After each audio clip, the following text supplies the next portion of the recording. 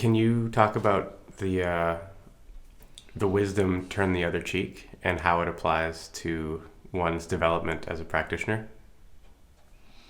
What cheek are you talking about? Left or the right cheek? The other one. Neither. Right. So, all right. So, what is your real question beyond the cheeks? Is there a requirement in spiritual practice to be passive?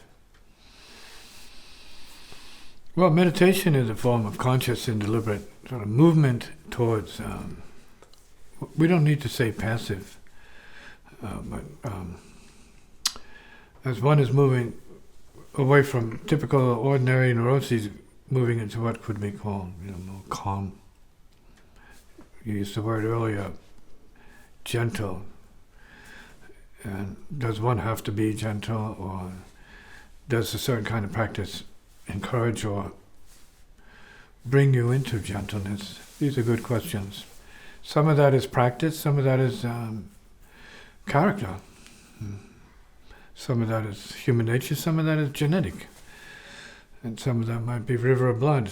Right? And some person's passivity might be neuroses, whereas another person's aggression might be a gold medal winner who's not hostile, having any kind of problems whatsoever, just pushing themselves. So it really depends on the individual as to what their karma has for them.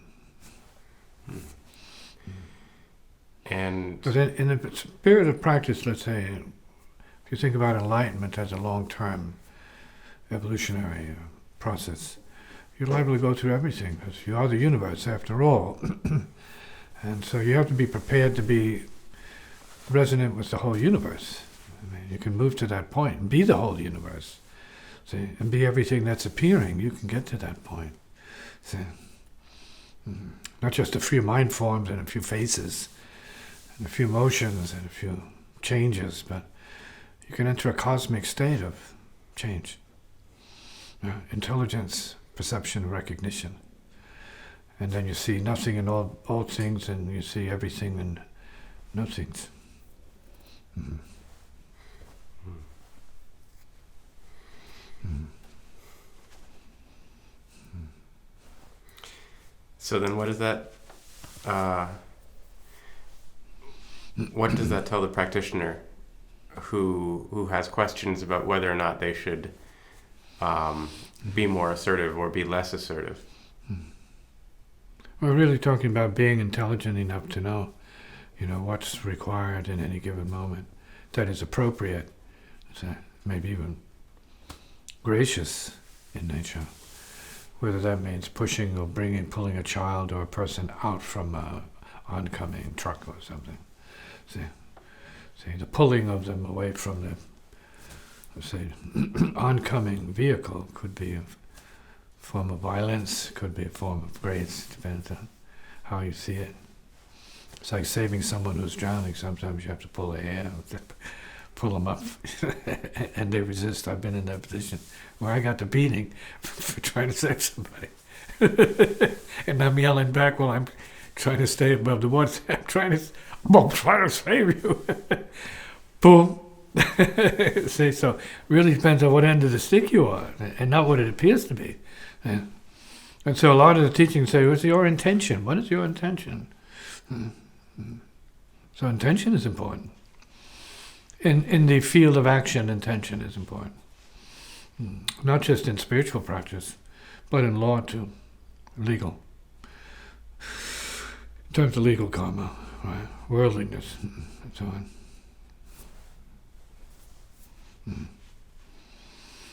You can be a good person from inside and be seen because of some characteristic, physical or psychological, as it's a bad person.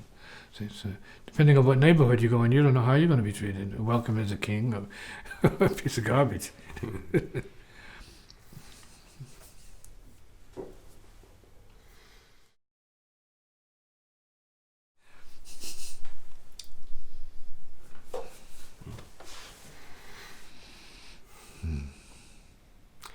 So one of my practices that has come from being here for however many years I've been here, probably close to 8 years now. Yeah, is to play drums in a way where I'm hearing them, and I'm not there. It's just the drums.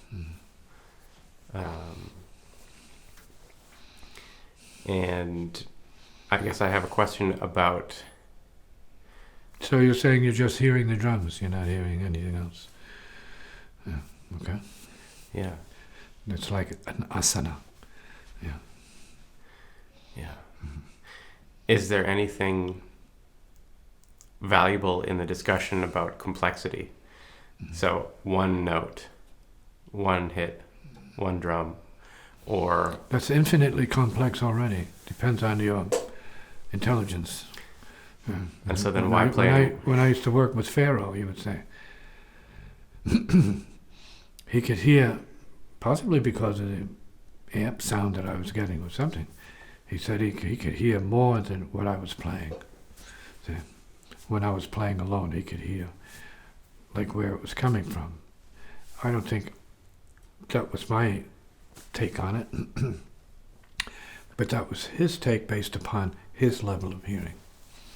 The same is the case with Rebbe, my son Rebbe. One doesn't know what he's hearing unless you ask him, and then when you ask him, he might tell you what he's hearing. Nobody's hearing that. See? Because he hears inside. He hears from the inside. That's where practice should be, from the inside. See? So you're not trusting the physical, you have to trust something else. And so we need to know, if we're going to go deeper, then we need to know what the apparent is, what the physical is, and what else there is to hear, that because of the physical you don't hear it. So you can't believe the physical if you want to awaken to or start to perceive the subtle. Subtle is present, but it means inside or underneath what appears to be the real thing, or what your experience is from, let's say, the gross perspective. We need a subtle perspective. We need a subtle perception of peeps as well, not just gross perception of faces, noses, lips, hairdos, clothes, and all the rest of that. We need to perceive something deeper than that to have a better sense of who they are. But that means we need to be there. Because nobody is what they appear to be. And we need to hear that, like a lot of musicians who come to me. They're not what they sound like, often. And I say that with this sense of disappointment. You know, they sound much better than they are as people. They're not evolved enough, but they imitate evolutionary, let's say, material, and they play it so they appear to be in, let's say, resonance, or able to represent in their intelligence what it is that they're playing, which may be beyond their intelligence, in fact, or their character, or their karma, as such. So we have to hear deeply, more deeply. And I think the idea of hearing, trying to hear more in one note, one tone, one pitch, because the harmonics, which are the reality of what's making the sound, among other things, plus your hearing ability, and your vibrations and your emotions, which hear for you, right? So we need to be open-minded about what that could be for anybody. You take a sentence from a book. If we're talking about a Dharma book, you could have a paradox there that you are what you aren't.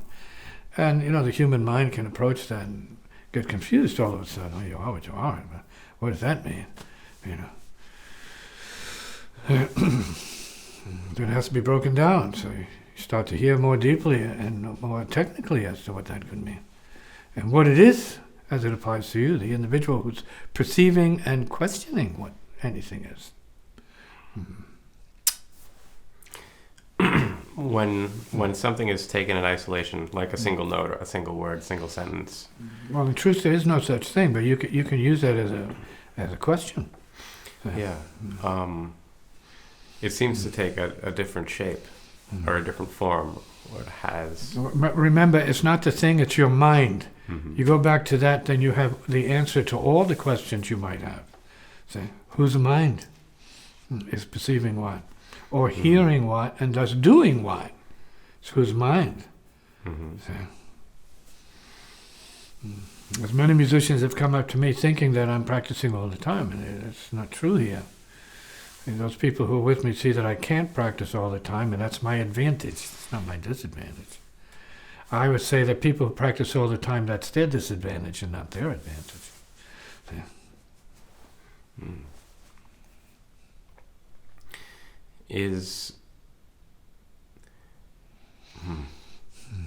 Okay, good. Yeah, good. Excellent, perfect.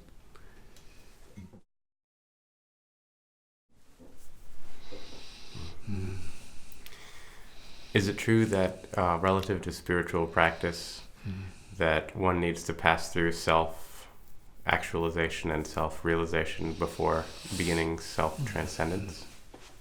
Or is it all happening at once? Well, it's both. It's all happening at once for some, and then nothing's happening at once for some, and then everything else seems to be happening for others. See? And depending upon your level of intelligence, your level of, let's say, distraction, your karmic debt to, let's say, phenomena, your karmic debt to being an emotional person or responding only at the emotional level with others. It's all about emotion. So it's a dark place to be in, it's a heavy place to be in.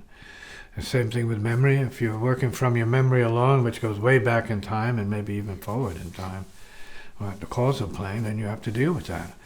And you may not have the mastery to control that, so you have to deal with it on one level, consciously, and then in the wake.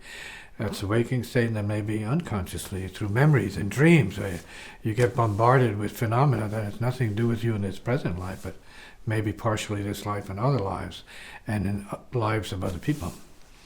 See? And so all of this is like all at once for some, and then little single levels of phenomena occurring for some other people. See?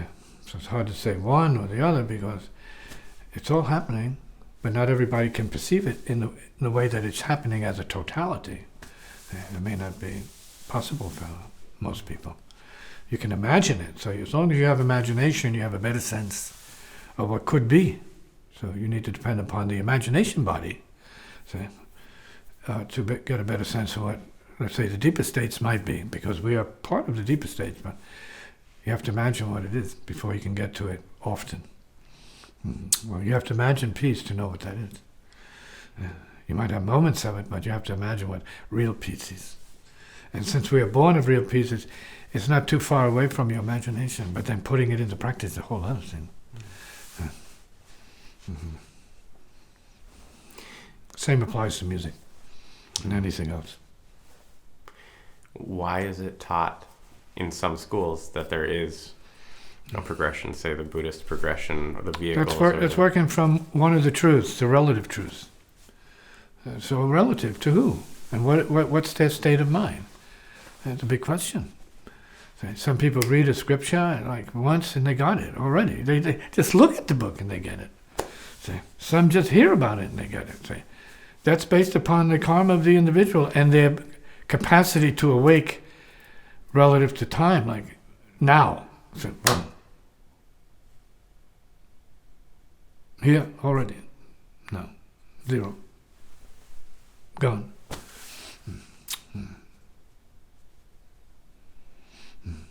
So it's a who, not so much what, but who. It's true in every science and every art. It's who. And then at what level is who doing what, or not doing what. We have to be intelligent enough to perceive in terms of levels. So you don't just think body, you see the person is all there is to know about them. They may be way up there and you can't see it, you can't recognize it because you never imagined it for yourself. You never thought about yourself being anywhere except in the dumps. Hey, I'm in the dumps, so we're all in the dumps, right? Right? Not true. It's not so. That's the beauty of it. It's mysterious. See?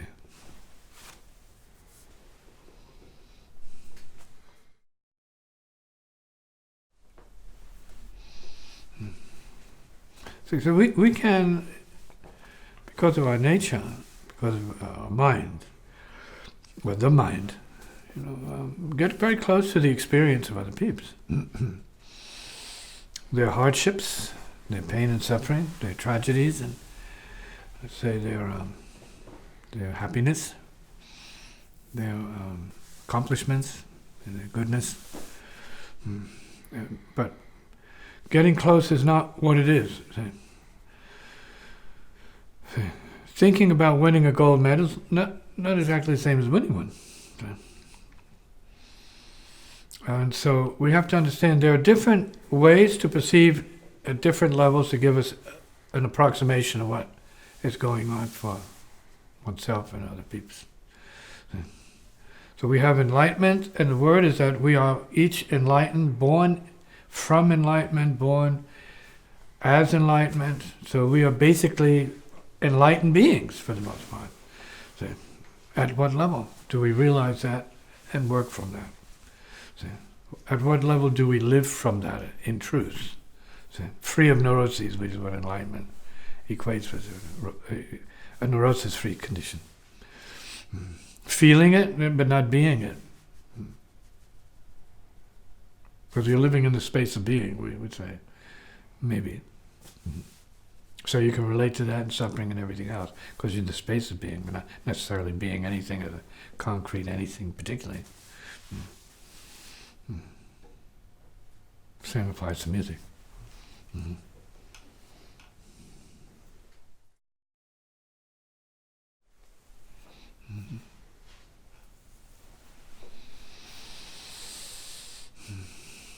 Practice is listening. And we have to say, to what?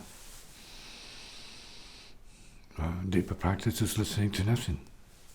It's near impossible for an ordinary person to even conceive of that. They don't know what nothing is.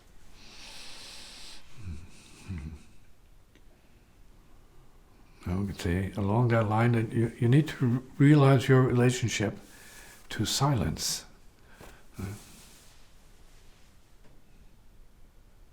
So that's along the way. The space of silence, the silence of space, light, clearness. It's part of it. Learning quietness, being deeper, being open to your own deepness, your own silent nature, your own true spirit nature, and so on. All of these are relevant comments in conceptual terms on moving from one state of neurosis, self-identified as such, to that which is beyond that, which means selflessness then becomes a real fact. Our concept is a fact. We are born selfless, empty, so to speak, born of emptiness. And we don't stay there, so to speak. We don't settle for that. We don't stabilize in that until we get older and realize how urgently necessary it is to find some sense of peaceful recovery from what appears to be a very intensely neurotic and painful time in human evolution right now. No real solutions for them. A lot of gaping wounds, but no real healing some of these things.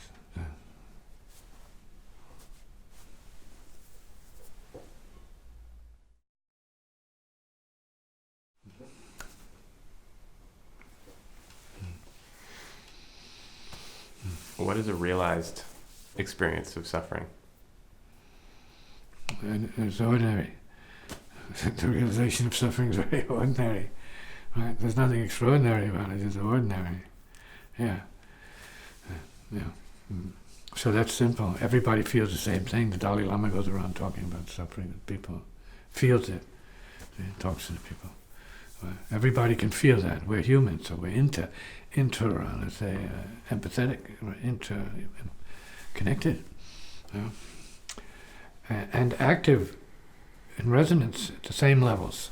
We can feel it. We can see it. We can hear it. We can smell it. Doesn't mean we need to be it, but you can acknowledge it because we're part of it. See? So when we're talking about suffering, and you got people who are suffering and they unconsciously creating their own suffering and don't see it. for themselves and for others. When you become awakened, then you see the machinery involved in not causing suffering for the peeps. And then you're becoming more enlightened beyond your tendency in programming to cause and generate suffering by way of ignoring the laws that create enlightenment, the conditions that manifest enlightenment, which are the conditions of practice, so cultivating silence and peace, healing, integrating, harmonizing faculties, bodies, minds, and then embracing the universe at the same time. So you have the physical, you have the etheric, you have the flesh, and you have the light at the same time. So you just stop. I mean, I don't know for sure, but same thing. They just stop.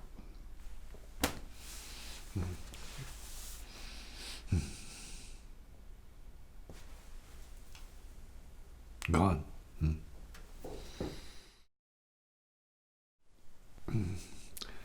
Life is karma. Karma is life, right? Karma is Dharma. Dharma is karma. Good. Let that settle in you for a moment.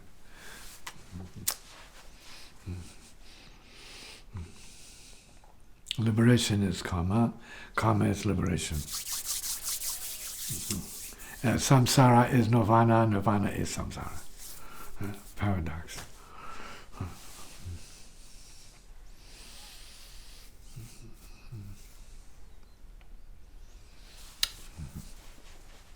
It's supposed to be difficult and incomprehensible, otherwise it wouldn't be the Dharma. And therefore they say the Dharma, that is no Dharma, is the true Dharma. Thank you.